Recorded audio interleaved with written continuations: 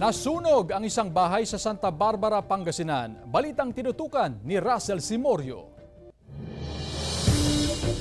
Masaklap ang sinapit ng padre de pamilyang si Mang Darwin mula sa barangay Maningding, Santa Barbara, Pangasinan. Gabi ng June 28, lumabas siya ng bahay para manghiram ng pera sa kaibigan upang may pambili sila ng bigas. Pero ilang minuto lang, itinawag sa kanya na nasusunog na ang kanilang bahay. Kita sa cellphone video ang pagtupok ng apoy sa kanilang bahay. Sobrang sakit, nalulumo nung pagdating ko dito nung gabi na nakita ko na yung bahay talagang natupok na ng apoy.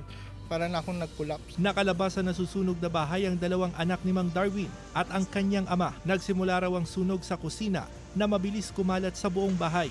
Bigla niya na po akong tinawag na sabi niya po, "Ate, nasusunog na yung bahay." Kaya nagpanik na po kami. Inaapula po namin yung sunog po that time pero umakyat na po kasi siya sa bubong. Kaya ang ginawa po namin, nilabas na po namin yung lolo namin. Faulty wirings ang nakikitang dahilan ng sunog base sa investigasyon ng BFP. 1980s pa yun na pinatayo na bahay. Hanggang ngayon, wirings pa rin niya hanggang ngayon. Tinatayang aabot sa 400,000 pesos ang danyo sa sunog. Paalala ng BFP sa mga residente na palagi ang suriin ang mga kawad ng kuryente sa bahay upang hindi pagmulan ng sunog. Kasama si Ron Alistair Tañedo, Russell Simorio, One North, Central Luzon.